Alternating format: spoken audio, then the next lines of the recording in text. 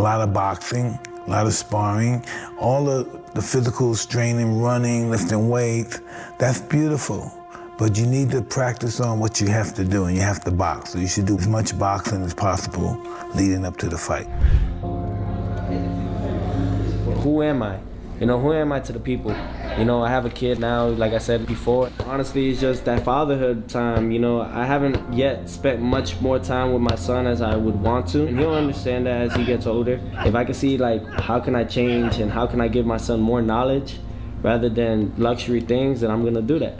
You know, and the take back is really just about inspiring others like we always do, and grabbing everything, becoming a 2-time undisputed world champion, breaking history, making more records, doing things that people have yet to see. And I'm just grateful to even be here, honestly. You're hitting the bag, right? I see you hitting it when you walk. I want you to do like this. Boom, boom, boom, boom. Just keep for boom, boom, boom, boom. How long you can do that? 1, 2, 1, 2, 1, 2.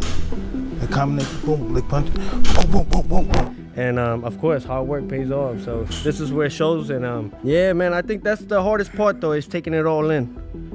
I think that's the hardest part, taking it all in. Because I want more. I'm not happy. I'm not satisfied yet. I need more. What else more you want? What is more boxing can give you? I need to put my foot in their neck, Mike. Oh, you want to hurt people? I want to hurt them. That's a good one. You know what? You know what I love about you, Mike? Is that right there. You always wanted your foot on their neck. Yeah. And I love that because it's the best feeling, man. That's what the believe it or not, that's what the people want. Yeah. Have you ever had that moment when boxing suddenly feels like a chess match? Every move is calculated, every appearance intentional, not just to win the fight, but to control the narrative around it. That's exactly the energy right now. It all started with a viral clip, Mike Tyson stepping into Teofimo Lopez's training camp, running drills, sharpening fundamentals, and reintroducing pieces of the legendary peekaboo style. I just say to God, I need your help here. Because I'm about to do something that you know I'm not built to do, and that's quit.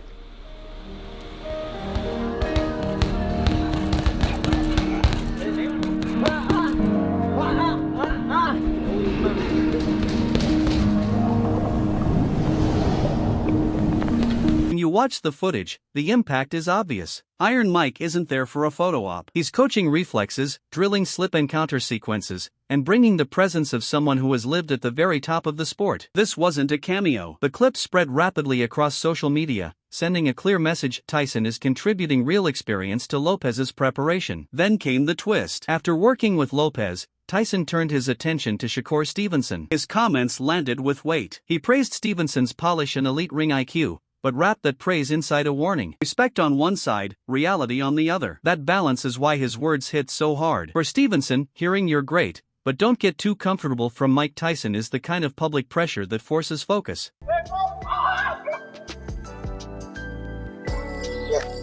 So what does it really mean when Mike Tyson invests time in a young fighter like Teofimo Lopez? First, it reshapes the narrative. It tells the boxing world that Lopez isn't just training hard, he's absorbing old-school knowledge that has been battle-tested. Second, it creates uncertainty. Tyson's peekaboo style is built on compact defense, explosive counters, and ruthless timing. That combination is dangerous for any fighter who relies on space, clean angles, and single-shot precision. Simply put, Lopez didn't walk out of those sessions the same fighter he was when he walked in. You recognize this energy? Energy is beautiful, but we need something to match it. We need some. Can't nobody match this energy, Mike. Come on. I know, but you're looking at it, and this used to be a space that you lived in. There's no doubt about it. That's why I'm getting excited with the other opponent. Mike's just an instigator at this point. He just wants an instigator. I love it. Yeah, but you know, I think the biggest thing about it, though, is that guys like yourself, legends, I call it, is you guys paved the way. And I appreciate the sport so much, but there was one thing that you had once said. It's like, the way I love the sport, it could hurt you, though, because it could break your heart many times. Oh, many times. And that's what it's been doing. Man. You know, I love it. I love the sport, but my biggest thing now, my goal is not about, yes, the financial funds and all that, absolutely. Get paid, we risk our lives. But the whole thing is about making the fights. Now look at where Shakur Stevenson fits into this picture. You've got Stevenson, the slick defensive master, Lopez, the confident and explosive puncher, and Tyson, the wildcard mentor quietly sharpening Lopez's tools. Tyson's comments equal parts praise and cautionando two things. They validate Stevenson's elite skill, and they hint that Lopez may approach this fight differently than expected. In big fights, belief matters. Momentum often begins with what fighters think about each other before the bell ever rings.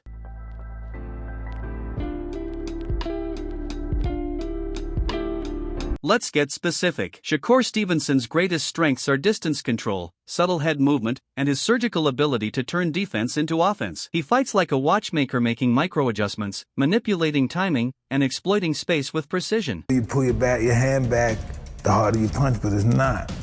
Punching comes with relaxation, real good pinpoint accuracy punching. You can hit a guy with pop, boom. Teofimo Lopez, on the other hand, is more like a wrecking ball with a blueprint. He's explosive, confident, and capable of changing around with one perfect sequence. Tyson's peekaboo style isn't about looking pretty, it's about making chaos efficient. A tight guard, educated head movement, and perfectly timed counters. If Lopez absorbs even a portion of that system, he gains the ability to close distance while reducing risk. And that's a serious problem for anyone who wants to keep the fight clean and controlled.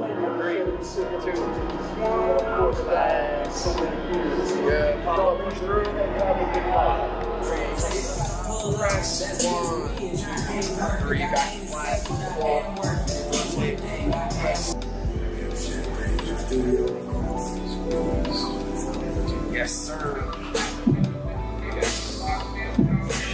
Last 3 years. Tactically, imagine Stevenson's ideal game plan: control range, pop the jab, take angles, and frustrate Lopez until impatience creates mistakes. But now imagine Lopez with tighter head movement and sudden, compact counters. Suddenly, Stevenson may not get all the space he wants. Tyson's coaching doesn't guarantee victory. No one's saying Lopez will transform overnight, but it could remove some of Stevenson's comfort zones and force exchanges he'd rather avoid. Not about fighting, and it's just that we had to transfer that because he's using his legs and elbows and everything, and grabbing. So we kind of, I don't know, did a new foundation and made him more elusive. You know, made him more elusive. He throws his punches with just bad intentions. And I used to believe Zooming out, there's also the human and media element. Tyson issuing a public warning to Stevenson is a headline machine. It fuels debate, fires up fans, and adds mental pressure on both fighters. That's boxing. Veterans test younger stars because it sells fights and sharpens minds. Stevenson now has a choice: let the noise distract him or let it sharpen his preparation. History shows that champions use doubt as fuel. They turn questions into extra rounds, sharper focus, and deeper preparation. And that's why this chess match is far from over. You can't go out there toe-to-toe slugging. You gotta cut him off, chase him. Cut the ring off. Yeah. I think he's got good footwork. He has good speed too. He's got great speed. He's got great power.